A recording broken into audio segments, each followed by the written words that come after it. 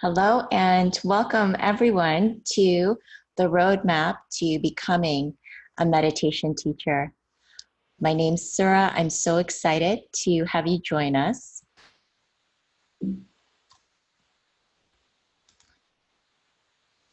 Before we get started, hopefully you have a quiet, peaceful place where you're listening in. We'll be practicing a little bit of guided meditation. And I know how tempting it is when you're watching a webinar to have your different windows and applications open. And I just ask that to receive the most from your experience today, that you turn off your other tech devices if it's not urgent, and really allow yourself to sit back, focus, and relax. Just receive.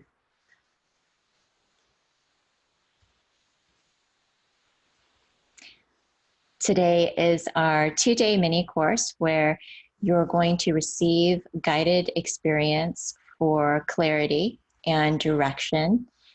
You'll also get the mythic blueprint that I refer to as the healer's journey. And this is an inward journey that we're going to go through today. Some of the basic steps that many people who are healers, light workers, what they face as they embark on their own journey. And tomorrow you're going to learn how to guide a healing meditation and learn about healing. Today you'll receive a guided meditation for vision and direction about your life and also possibly work. Learn about the mythic healer's journey and steps to release the blocks, challenges, resistances to sharing work that you love and resonate with. So let's start with a short guided meditation. Let yourself find a comfortable seat. You may be sitting in a chair or cross-legged on the floor. And in both cases, let your spine be tall and free. Take a breath, inhale. And exhale, relax everything around your midline, your shoulders, neck, back, and belly. Relax your whole body from the bottoms of your feet, feeling the bottoms of your feet, all the way up through the legs, the hips, buttocks, core, central channel of your spine, shoulders, arms, and hands. Relax the middle of your face, the center of your brain, your whole skull, jaw, teeth, back of the throat, behind your eyes and behind your nose. Relax the innermost core of your body just a little bit, a gentle softening, and a gentle softening in your hips and also your feet. And as you breathe, allow your breath to also soften and move into your body.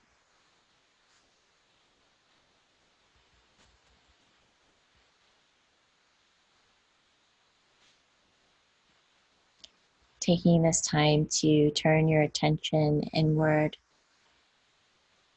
and letting go of all the things that you need to do, both past and the future.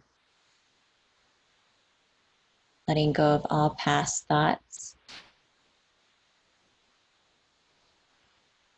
and future plans.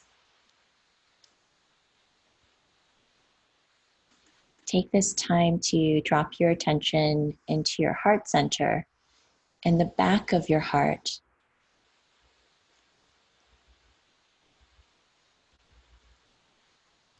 And feel the energy in your heart center. Notice what it feels like there.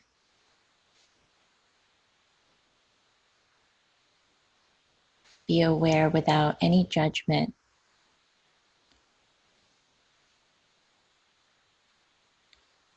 And let yourself become a compassionate witness to this experience as it is. And it just starts with that intention to witness yourself and your whole experience as it is with compassion.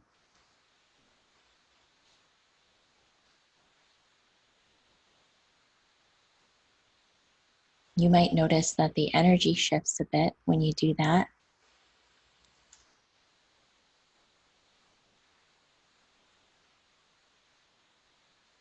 This is a time for you to be self-reflective and to be really honest and true to yourself. I'll be asking a series of guided coaching questions, and let yourself stay in your heart center. You might even want to put your hand over your heart just so you can stay connected to this energy. One hand on your heart and one hand on your belly, to let yourself really anchor here. And as I ask these questions, just allow whatever honestly wants to arise. There's no thinking or analyzing or reasoning. It's more of a spontaneous intuition that we can allow to arise just as we relax and center ourselves in our body and in our heart.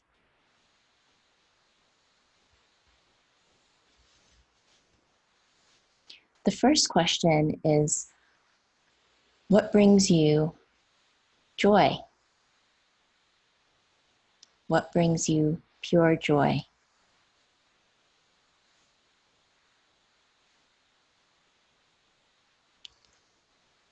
This is an open question for anything. Could be anything.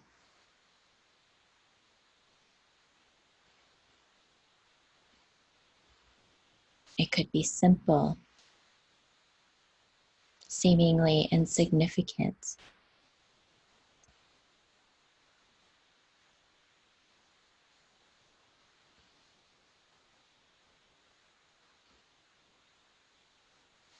What are one or three things that bring you joy?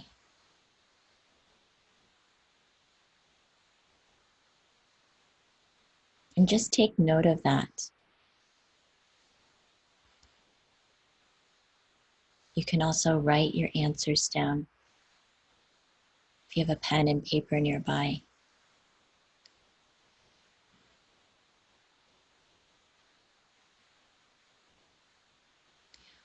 What are the activities that make you lose a sense of time or a sense of yourself? Make you forget your problems and responsibilities?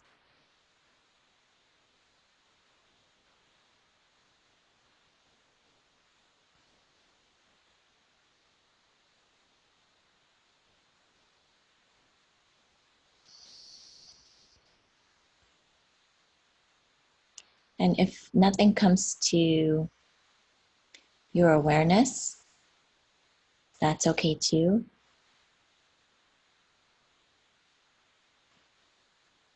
You may receive something after the meditation.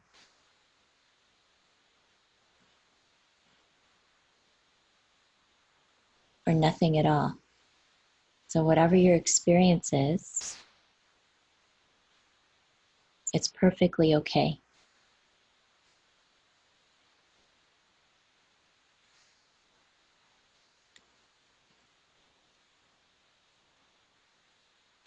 If you had all the resources in the world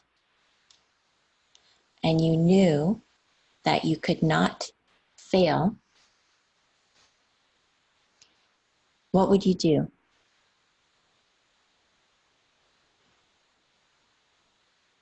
Unlimited time, abundance, resources.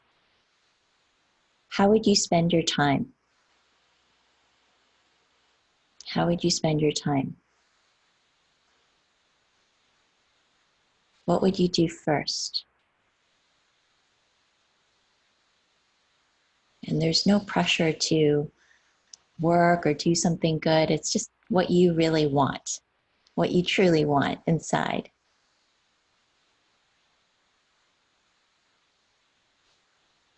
And it can be purely for you.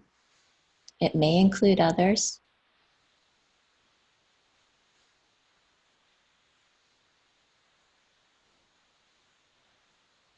It may include work, but it doesn't have to. What would you do if you could do anything?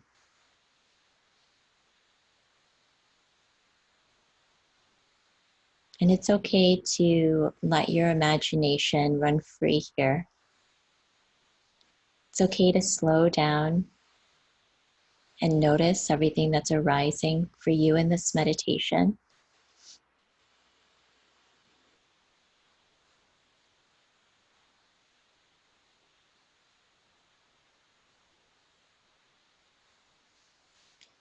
What are the crazy and wild ideas that you've had that kind of keep coming up in your awareness? Fun ideas, work ideas that maybe you haven't felt comfortable even admitting to yourself or to other people for whatever reason. If it seems self-serving or too much, but what are those ideas that you've had in the back of your mind?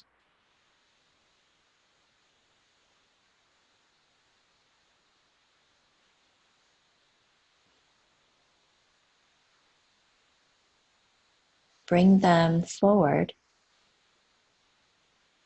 and pay attention to them. Notice how it makes you feel in your energy and your body when you think about it, when you imagine it.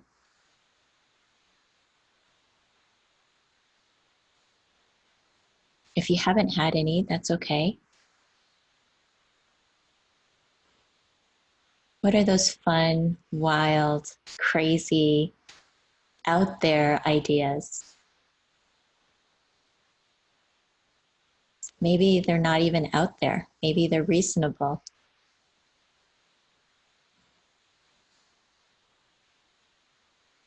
And last few questions.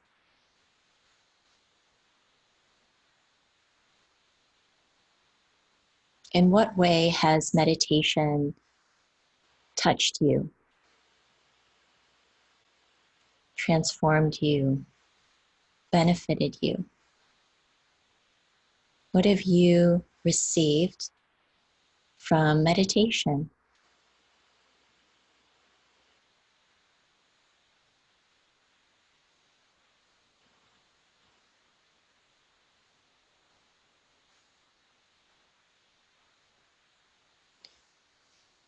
What is the spiritual value that you've received, the real personal inner value that you've received from meditation?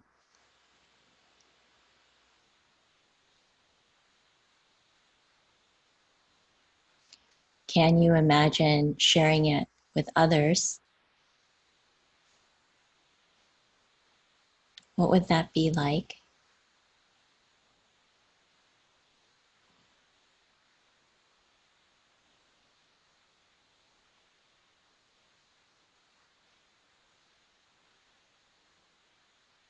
How would you feel if you shared this practice with others? What would that feeling of satisfaction or fulfillment or energy that you would feel knowing that you would provide this benefit to others as it has benefited you? Really taking that in, breathing.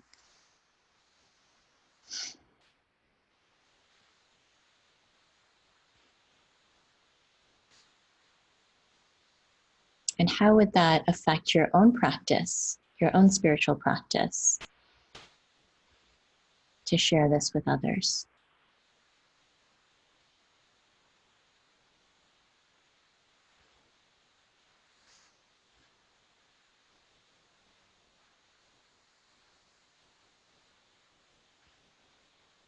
Taking a few heart breaths, breathing in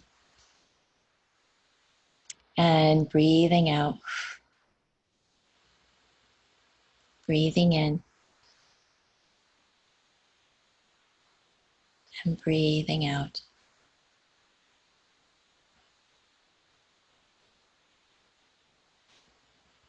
Allowing yourself to feel that sense of peace and stillness in your heart.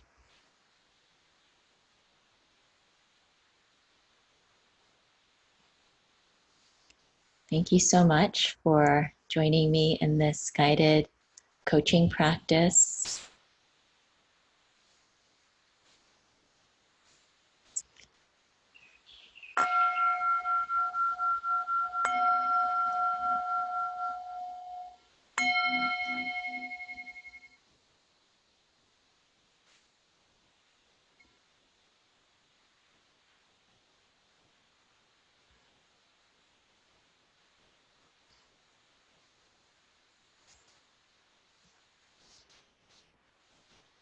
And if you'd like, you can take a moment to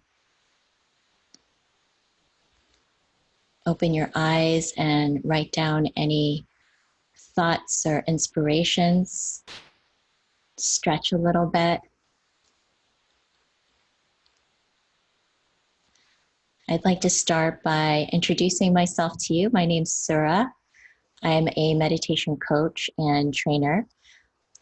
You may have heard about my personal story. I used to work in corporate on Wall Street in New York City and really hit rock bottom at the end of my 20s. And it was really after I had achieved all my life goals and still felt completely miserable and empty. And I knew that I wasn't fulfilling my potential. I felt really off base with making a lot of money, but not feeling really good about it. And I prayed to find a way to be in the world and just to be okay. So that's how I started learning how to meditate. It was for me so that I didn't spiral downward even further. And it completely changed and transformed every part of my life, meditation. And I was so taken by it because it transformed my relationships, my yoga practice, my body. It transformed my work even. I could work a lot less and do better. And so I could see the direct benefit and change. So I decided I was going to leave New York and travel to Asia so they could learn the tradition of meditation and really go deep into that. So after coming out of all of that, I just kept kind of following what felt right or interesting, following what felt joyful, what I was curious about. And that's what led me to becoming a meditation coach. I didn't even know what a meditation coach was over 10 years ago. I, in a sense, created this title for myself and the work that I do because it's been really fun and effective to combine meditation together with coaching. And I love adding the aspect of creativity and combining creative acts together with meditation. So anything that allows you to really feel and sense that correlation and benefit of meditation, and learning how to improvise, be spontaneous and creative in the moment, really fresh in the moment. And that's what we love to share at Suraflow. So love animals. I love nature. I'm streaming live to you from Kauai today, and this is my spiritual home that feels just vibrationally amazing and loving. So I kind of like finding these places in the world that help promote your spiritual growth and well-being. So let's get started with the roadmap.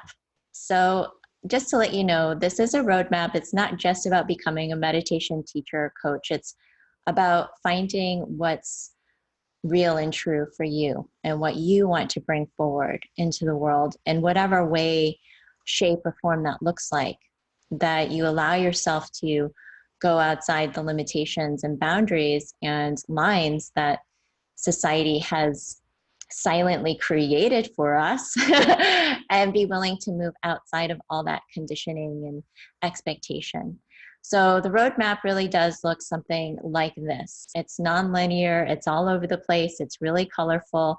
We make a lot of mistakes, a lot of side turns and ups and downs, and letting ourselves be free to explore, to create, to make any choice. And the roadmap is really an inner map. It's an inner spiritual journey that you go through as you start to learn more about yourself and you're true to yourself. And you start to bring forward these creative ideas and inspirations that really speak to you deeply. Because when it speaks to you deeply, it speaks to other people deeply too. And there are no directions or actual, this is what happens next and that's the next thing. So it's a bit of a misnomer that we call it a roadmap, because there's no definitive points. It's really an inwardly guided experience. It's all inwardly guided. It's an inner journey. It's learning how to follow this energy and a vibration within yourself. And meditation is a practice that allows us to become subtle and sensitive enough to listen to our higher self, to listen to our soul whispers, and gently guide us moment to moment in back to ourselves and in our lives. And we start to recognize that with the way that we feel. Simply the way we feel, our well-being, our health, our inner states of joy. We start to feel better. We feel more calm and peaceful and in alignment. And I think that some surefire ways to know that we're not in alignment is that we start to feel lower states of being, like anxiety, doubt, fear, which are natural to also experience, but that can also be a sign of misalignment, of feeling kind of shut down or constricted and not free to be ourselves or express ourselves. So this is a journey that is very healing. It's emotionally healing. It's going to bring up a lot of deeper things within your psyche and your being.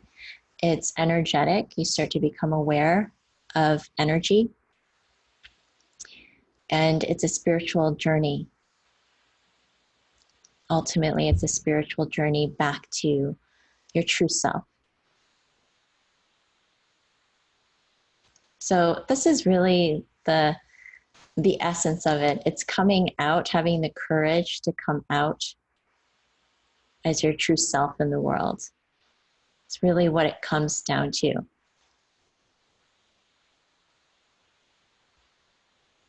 Let's get started on this roadmap journey. And just to give you, I guess, a heads up or a disclaimer, I'm not claiming that every single step is here that we've shared today. You might have experienced other things that are similar, but the steps and the, I would say, milestones that we point out in this presentation are, in general, what we've noticed as the universal, I would say, guideposts, things to be aware of as you start to embark on this journey of understanding your healing gifts and bringing them forward into the world. It starts with an inner call, an inner pull. And this can begin with any number of these things where you feel restless, anxious, empty, insecure, bored, feeling off base, off center, not on your right path, or you feel like you're living somebody else's life or a life that's been prescribed for you, that you're just going through the motions of that life. You might have a major breakdown or huge loss, or, you know, everything's falling to pieces. And this is another sign that there needs to be an alignment. Maybe you have a major disease or something going on with you that's telling you you need to pay attention. Sometimes it is the dark night of the soul that initiates this recognition of having this inner call or inner awakening. And the dark night of the soul is a time of questioning, of doubt, of what's the meaning of life? Why am I here? I don't want to live anymore. Deep, deep fear that starts to come through. So this is how the inner call starts. And it can look like anything. And it doesn't have to be drastic. It could just be something subtle, like this isn't me. This isn't right. And really that is a simultaneous pull, longing or yearning for depth, purpose, meaning, adventure. It's a pull to the unknown, to that which is mysterious. And going into these directions allows you to grow spiritually. And this is a real human need that emerges. And with that, if you're listening and paying attention, the willingness to take a leap of faith. And this is really, this image demonstrates that feeling of being groundless, of not having the ground beneath you, because there's a period of suspension, because you really have to let go of what you know and that earth that you knew before, and leap to a new dimension, a new vibration. And if you're listening and you decide to take action in that direction, that's that leap forward without knowing if there's anything there to catch you, then magic starts to emerge in your life. Joseph Campbell in The Hero's Journey referred to it as the million helping hands that come out of nowhere to help you steward you through this part of your journey. And that shows up as divine synchronistic meetings, someone telling you something that exactly what you needed to hear in that moment, or noticing these signs and synchronicities, flow and connection that happen. It's just a magical experience, and you start to have this whole other world opened up to you. And it's a very tender, raw place to be. It can be an insecure place to be sometimes, but it feels wonderful, and you know in your being and your body that you're moving in the right direction. And then comes this time, this is submersion into, the depths of the water, entering the unknown, the willingness to have your adventure, your life adventure, your true path, what's meant for you, and entering the mystery. It's the magic and mystery of life. And it's a deep dive. And you don't know what's going to happen in this space, but everything is available to you. It's like you're tapped into infinite possibility, and you could feel that. And it also means letting go of control, certainty, needing things to be a certain way. And it can be letting go of a lot. It could be letting go of being part of a tribe or a community or an old way of life or old relationships, old ways of being, which can be sometimes painful to let that go because there's a grieving or a process of loss that you experience, but you know that you need to let these things go in order to move forward, in order to really claim your power and your energy and to be on your path where you need to be. So it's a conscious letting go that happens and noticing when we feel the need to control or make things happen. And this is where a lot of growth happens for you as an individual, because you open yourself up to new ways of being, new ways of seeing, developing yourself, developing your practice, finding out what really works for you and what doesn't work for you. And during this time, there are a lot of trials, challenges, resistances, blocks, all these things come up during this time. And it can come up with people that are close to you,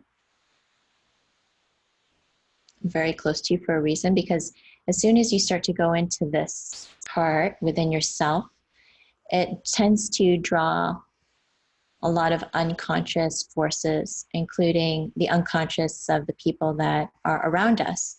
So whatever you're starting to trigger or bring up kind of lifts that unconscious within the field.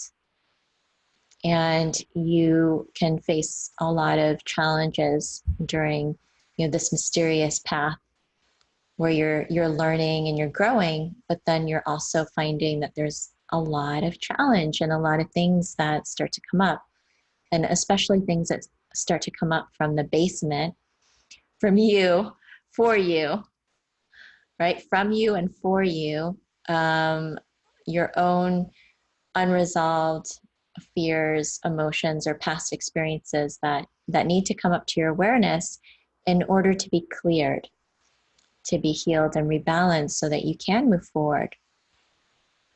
So you do get challenged, but it's for a good reason. And during this time, you really we all have masculine and feminine qualities within each of us, regardless of our gender. And we really start to become more aware of the nature of masculine and feminine within us individually.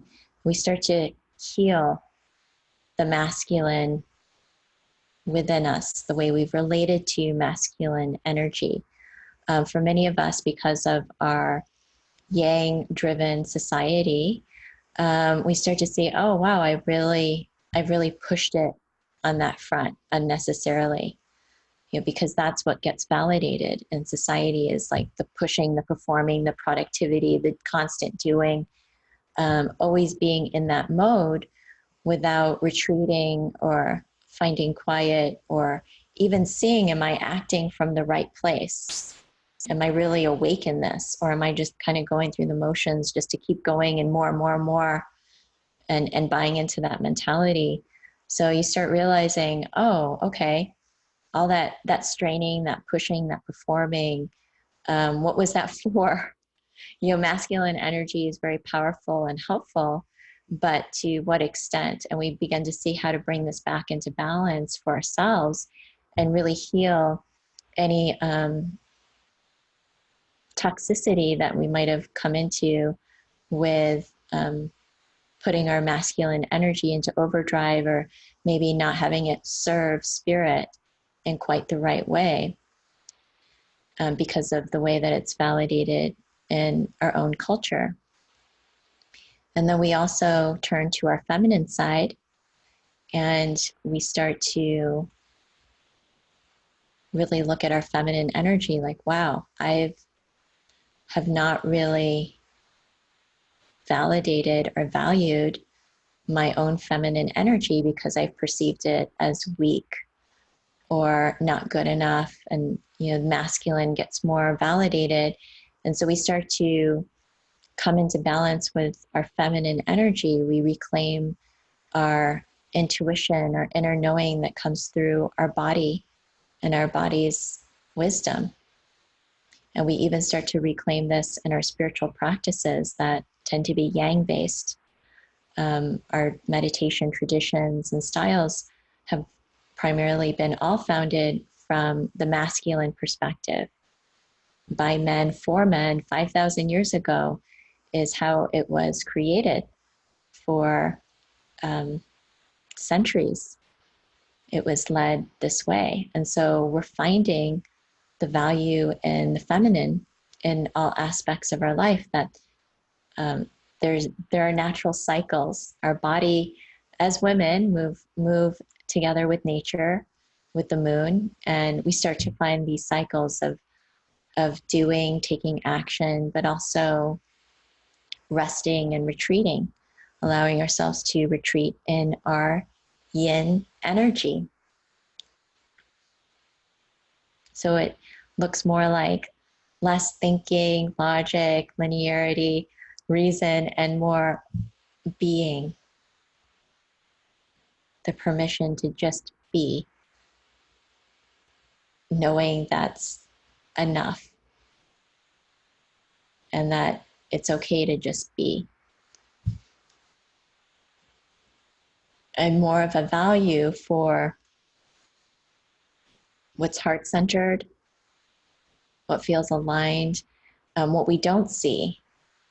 We start to become aware of what's invisible and paying attention to that, which is connected also to our intuition and our imagination, our ability to have visions and to be connected to all that is through our energy, and knowing that there is a oneness and intimate interconnection that exists through all of life, that we're all one, and that what we do, what we think, what we feel affects the whole, and vice versa. So the next step is discovering the power of divine balance, of healing our masculine and feminine energy, and finding a new center and allowing ourselves to rest in this divine balance. And it's always dynamic. It's changing, and life is constantly showing us where we can come back into balance.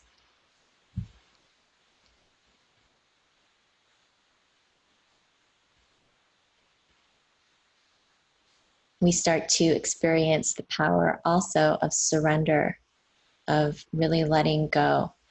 And it's in this experience that we reclaim our magic, our natural healing power, and our gifts. So we really start to get to the heart of our true healing gift and what that means, what that experience is like. And that the more we let go consciously, and it's not about becoming a doormat and being passive.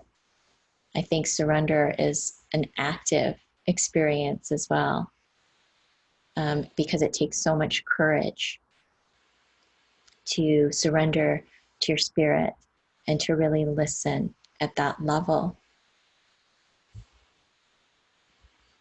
And this is a very sweet time of reclaiming your true energy, your true essence, and your spirit. And any places that were fragmented or wounded or left in the past, this is a time of true healing, of bringing all your energy back to you, back to your center, and healing any soul wounding or fragmentation, and stepping forward in as your spiritual self. So it's a very expansive time. It's a magical time of finding these new gifts or this new potential, this new energy. And it can be exciting. It's a time where we start to think like, I really want to share this. This is awesome. My life is magical. Everything's flowing. And usually about this time is where reality starts to also set in. But it's a time of trusting, and you really see the value of trusting the natural flow, the perfect divine plan that's just unfolding, that we're witnessing. And in this time, you will start to see some accelerated synchronicities, and you allow these synchronicities to also guide you moment to moment, and you just kind of watch and appreciate things coming together in this aligned way, right time at the right place with the right people. And there is an effortless flow that begins to emerge. And you tap into this effortless flow as well with your meditation, your spiritual practice. And you see how this energy flow is moving and guiding you in your everyday life. But like I said, this is also a time when reality starts to also, you face the reality of the real world, and you start thinking to yourself, okay, I'd like to come back and bring this into the real world, into mainstream society, because it helped me so much. I want to help other people. I want them to experience this mystery and magical journey as I experienced it.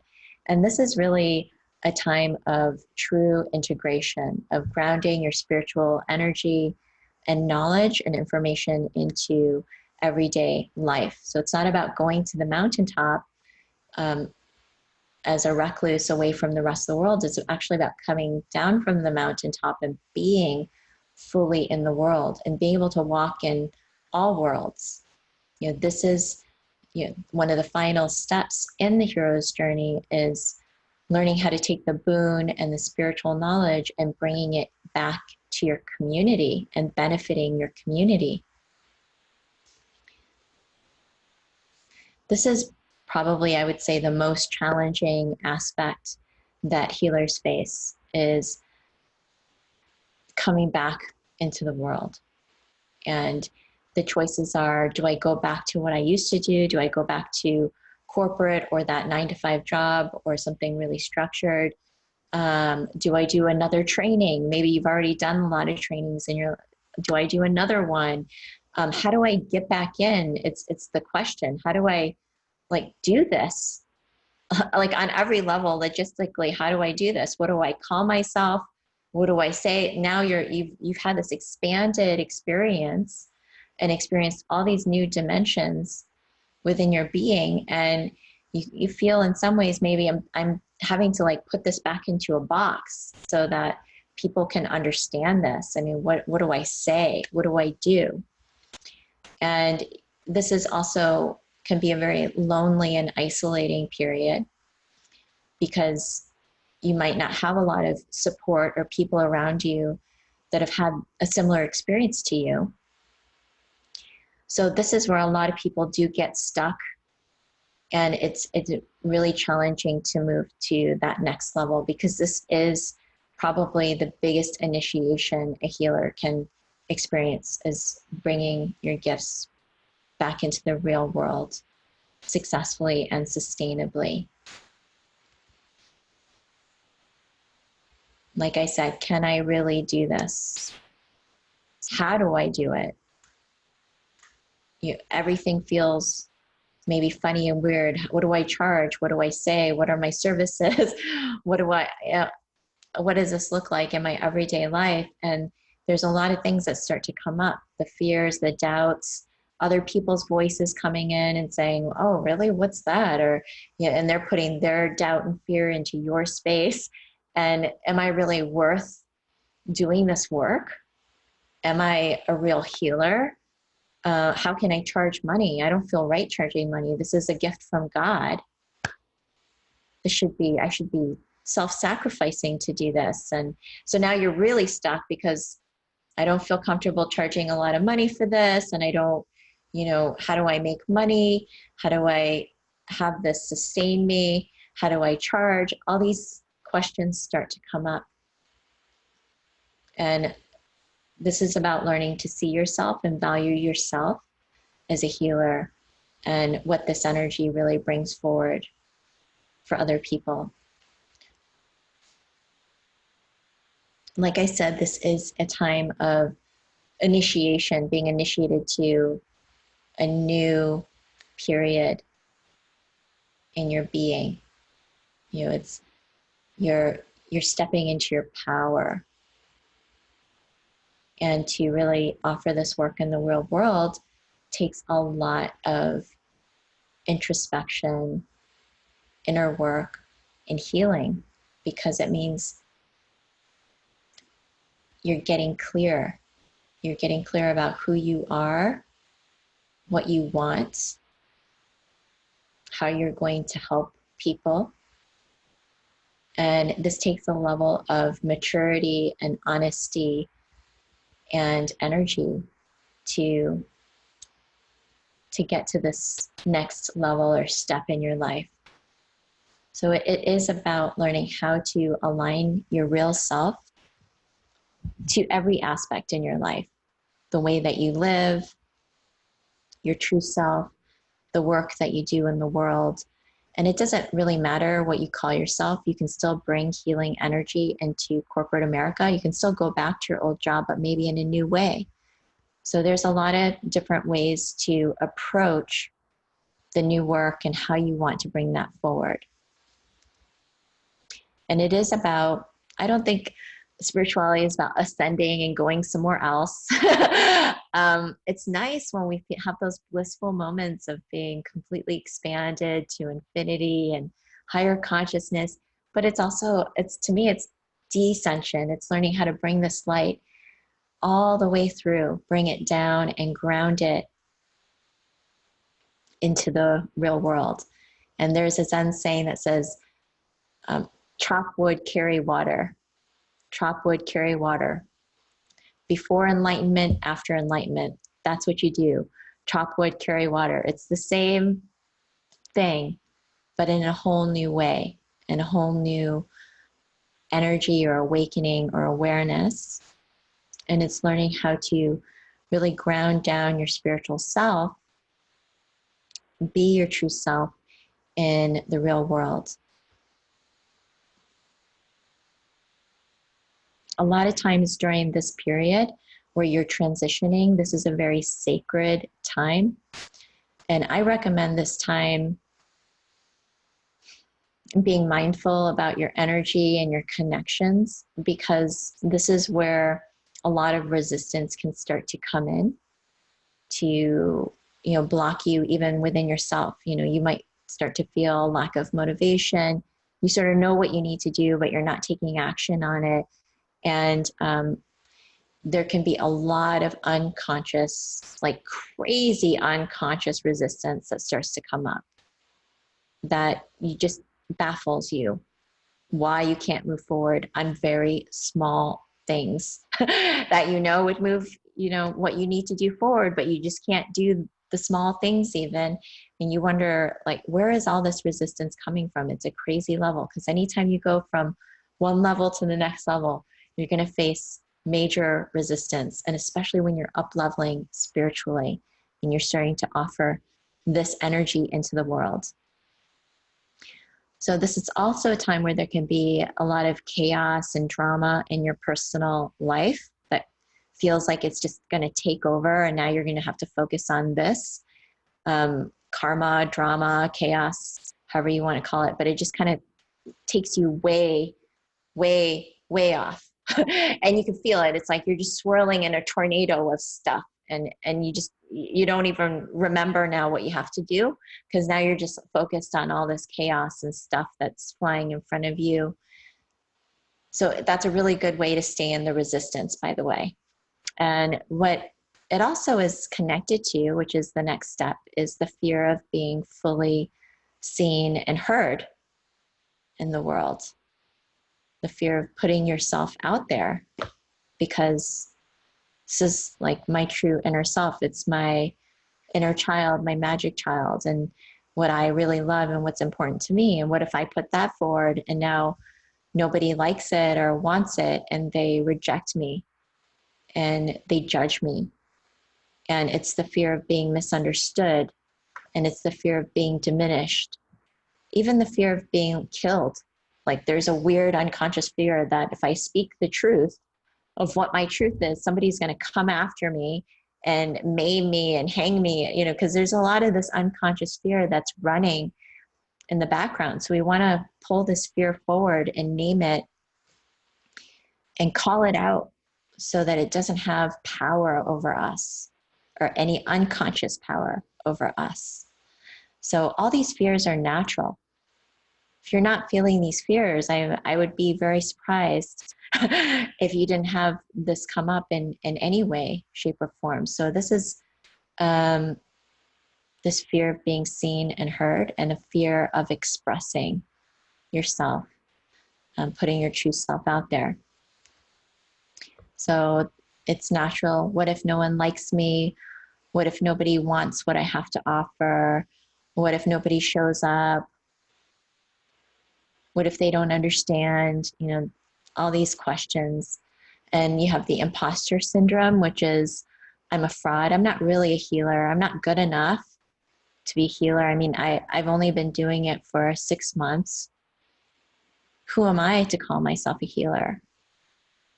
And you start questioning your gifts and your ability because you feel like a fraud. And that's natural. It's okay to have those feelings, but we need to recognize when those feelings come up and know which fears are grounded and which ones are not grounded. And the Jonah complex has to do with the fear of actually being successful, of achieving your dreams, of realizing your potential, of being the bigness and the greatness of who you are, because it's going to set you apart from everybody else. Now you're going to be a loner, and people are going to be jealous of you or want to take you down, or, you know, it's like you're separating yourself from the herd. So you try to not be successful, to kind of stay with the herd, stay with everybody else and make everybody else feel comfortable. I don't want to shine my light too bright. I don't want to be too much. I don't want to be too myself, because then it's going to be, you know, I'm going to outcast myself inadvertently. So it's like, I'm going to just dim myself down and water myself down a little bit, and, you know, do something that's more mainstream so people understand. You know, these are some of the positionings that we do when we think about bringing our work forward and how we want to bring that forward, because we really want to be connected to our tribe, our herd. We don't want to set ourselves apart. We don't necessarily want to be the star.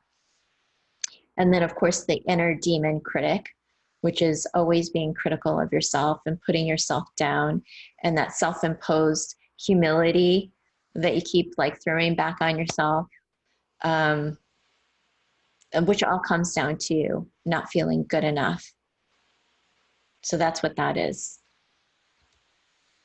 So this step, the 12th step, is about really stepping into your power. And this isn't like power, you know, that kind of, you know, that power we think about in the movies, but it's just being yourself, being true to yourself, being honest, and really daring to be you, fully you, in the work that you want to create. Because when you come out as yourself and you express yourself or what you offer, then people can find you. The people that resonate with you can see you and find you. And it is about being in your power. And it is about finding your voice, clarifying your message, and expressing who you are and what you love to do, how you love to help people and serve people. And it's about sharing who you are with the world, and what a beautiful gift that is. What a sacred gift it is to share your joy. and letting yourself be fully seen, every part of yourself, letting who you are come forward in your work. And it's not about, you know, sharing everything. It's not the like all the wounding and everything like that. It's just being yourself, the willingness to even be vulnerable. Tell people your truth. Tell people your story about how these gifts helped you and why it inspires you to help other people. And seeing yourself and loving yourself for who you are and what you like and for what you want. And these are some things that can really get in the way when we're bringing our work forward in any way. The need to be perfect, the need to control things, you know, past ways of doing things with this like very strong, maybe if you were like super masculine, always using this like very pushing energy that kind of burns you out, being judgmental of yourself or too self-conscious about how you look, and you know, things like that that really get in the way of you being able to just show up and do the work, and being too hypercritical of everything that you do, because a lot of times people, the things we care about, other people aren't really looking at or care about, but in our mind, it's a big thing. And some things to be aware of when you're on this part of your journey is well-meaning loved ones. It's amazing that the people that are closest to us can be the ones that challenge us the most, or may try to block us from realizing the fullness of our own potential. So just be very aware of your relationships and the people around you, and creating that sacred space for yourself and what you need. And being very aware of when you start to draw or trigger the unconscious of the people that are close to you, and being very careful and mindful of that. Just one little comment can send you right off path. Like when it's coming from somebody that you really love and what they say has a lot of energy and power towards you, you really, really, really want to be like strong in your center and not be asking other people what they think so much, or trying to get permission or validation from other people about what you're doing. It's fine to go to people that you really trust and you know love you and have your best interest, your true best spiritual interest at heart, and have a conversation with them. But be aware of people that are not sharing a similar path, that are, you know, that have other values or priorities, and trying to share with them and receive any kind of validation or reflection for that from them. And just be mindful that when you do this work, it's going to shift a lot of energy in your life, and it can shift your relationships and your connections and the organizations or the tribes or the people that you connect with. And that's okay. That's part of the process as well. And be aware of the need for a lot of validation when you start to go into this work, and needing, you know, people to like you and say, oh, that's a great class, or that was such a great thing. You know, it's like letting go and learning how to really get out of your own way so that you can connect to the joy of the work. And it's not about you being good or bad or this or that. It's about just allowing yourself to connect to joyful, aligned work. And if you're somebody who can really stay true to yourself and be okay if nobody shows up to your class, or only one person shows up, or nobody watches, or nobody says anything, and you can still move forward, you're very connected to your life's work. Because every teacher, all the big teachers, from Louise Hay to Eckhart Tolle to Wayne Dyer, they all started with 0 or 1 or a couple people that, you know, started working with them. Nobody started with 300 people. And, you know, that's a journey to get to bigger numbers and to higher levels. So if you can let go of that societal need for constant validation, and especially, honestly, as creative artists, we love to have that feedback, and we love to be received, and it's joyful. But the way we can also experience that is by also showing up without attachment. I've shown up to classes if there's one or nobody there, and I still do my practice and I say a prayer and I know that why I'm there. And it's up to you how you want to, navigate that space, but you've got to cross this hurdle. That's an important part, and not compare yourself to people that have been at this for 15 years and have, a lot of followers or tons of numbers, and try to compare who you are to who they are. Because there isn't really comparison. We're all equal at the end of the day. And the numbers don't put a higher value on you versus someone else. So that's not a true metric.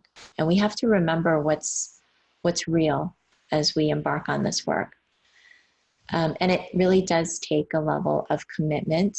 And this is commitment to your true self, really being anchored in that space. And it's surrender. And like I said, not a doormat surrender, it's fierce surrender. It's like strong energy to be surrendering at that level, really letting go and trusting your inner guidance and what's coming to you, those crazy, wild ideas, what feels just joyful for you, and that it's okay to slow down and you're not competing. You don't have to rush.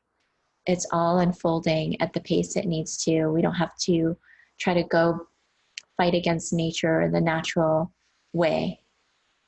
We can allow ourselves to slow down, to stop, to be present, to really focus on our own practice.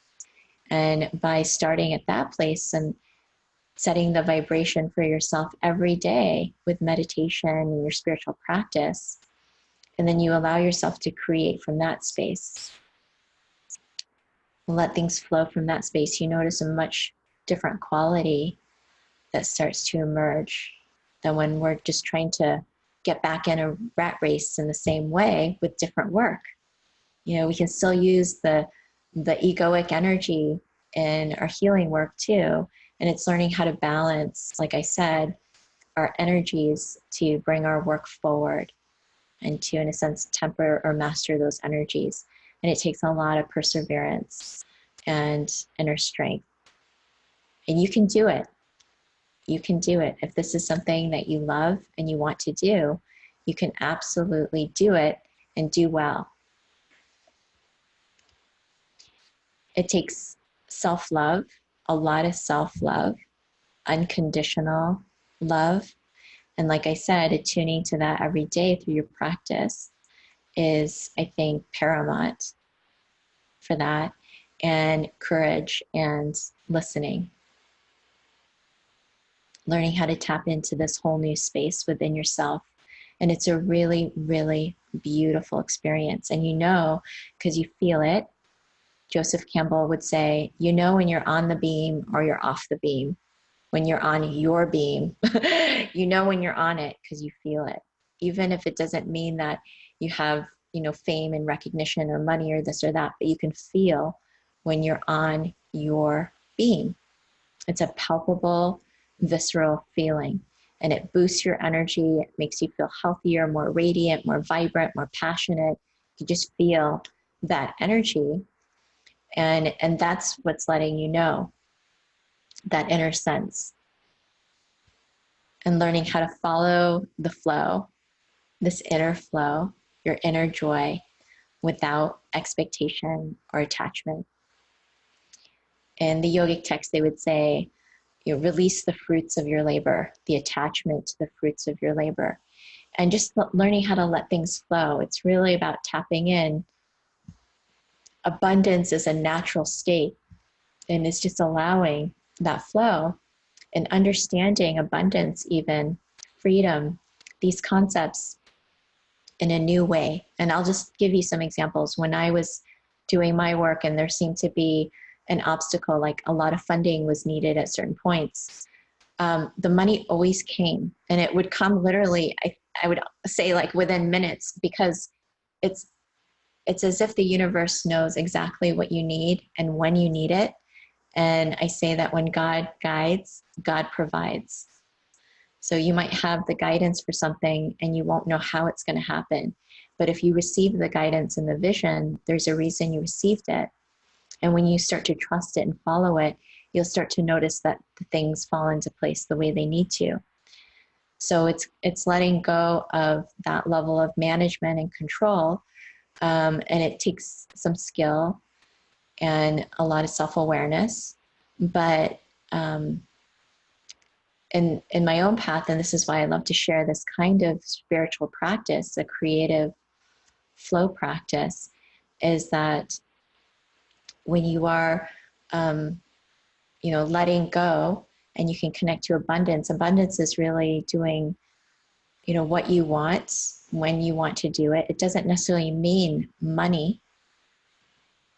You can have resources show up to you that aren't necessarily monetary, but we tend to equate freedom and abundance with money.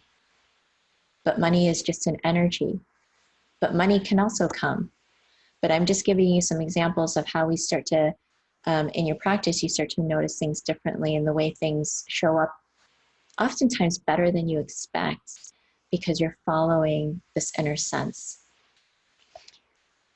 And it's really important that you find your tribe, your soul tribe, and that you know how to create a really good support system around you, even if it means one connection, one spiritual connection. Honestly, just that will boost your inner self or your spiritual self. And it's important to know how to build, and it doesn't have to be a lot of people. Like I said, one or two. And I have one girlfriend, one of my dearest, closest girlfriends. We schedule calls with each other because life is super busy and it's easy to get away from your close connections and be caught up in the doingness of life. So we schedule these calls and we put them on our Google calendar, and they happen every week. Sometimes it changes, especially when there's travel and stuff, but we're committed to each other and to one another's growth. And another way that I would like to provide support to you is to let you know briefly about our Liberate Meditation Coach training that starts very soon, next Monday. And it's a certified meditation coach training or teacher training. People come out of this calling themselves a teacher or coach, and oftentimes finding this place inside themselves, this energy that they're really connected to, that they love, that they want to bring forward. And it's a very transformative time of discovering your creative spiritual potential. And this is Desiree. She's one of our graduates. And she's an example, a shining example of somebody who really just expanded. And if you can find her Instagram, I don't know what it is, but she has these wonderful quotes. I enjoy following her, and she has her own coaching business. And we also provide what I think is really important, because I've been through quite a few trainings too, yoga, healing, coaching trainings. They give you the trainings, but they don't teach you how to actually share and offer that into the real world. So that's what I was really missing. And I kind of felt that it was negligent of paying thousands and thousands of dollars for these trainings, and then nobody tells you how to actually offer this work into the world for real. Like anything from, what to charge, to what to say, to how to create a website. I mean, this is all the information we put into this toolkit. We put a lot of energy into this toolkit, everything from your business plan, your copyright material, your message, your services, what to charge, how to create a website that converts into customers, all these things, your free resources that you offer to people so that they can get an example of your work. We put this all into the toolkit, and you'll get to meet Chella. She put a ton of energy into this, and I think it's instrumental to knowing how to bring your gifts forward. It's okay to have a business, and it's okay to make money, and it's okay to make good money from the work that you love to do. And I personally think that it's amazing, incredible karma. I'd rather make $5 from what I love to do than $500,000 from just like doing nonsensical work that doesn't really benefit or help humanity. I could tell you honestly, because I worked and I made a lot of money in my past, and it's very different feeling when you make money from what you love versus what is just kind of expected or automatic or not really contributing meaningfully or purposefully into the world or back to yourself. It's a different quality and feeling. But we want to help you experience that through what you love to do.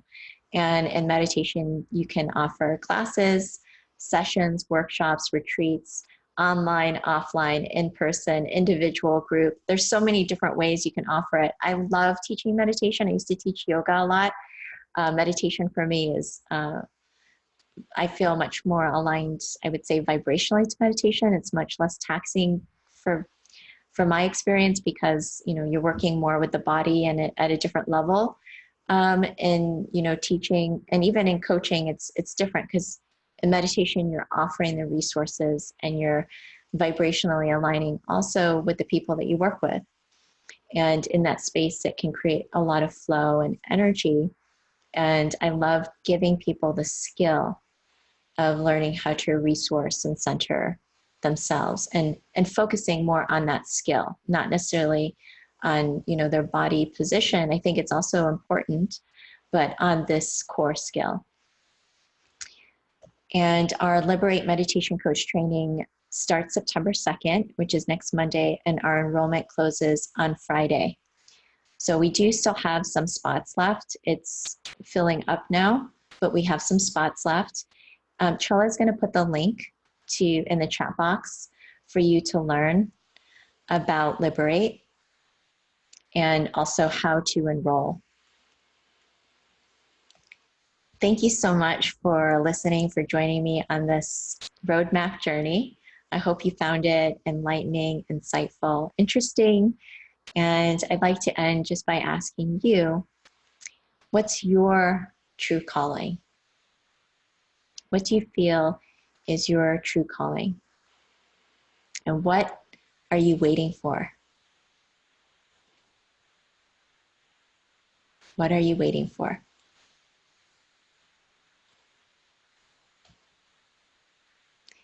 Thank you so much again. If you'd like to learn more or connect with us, you can email us at connect@suraflow.org.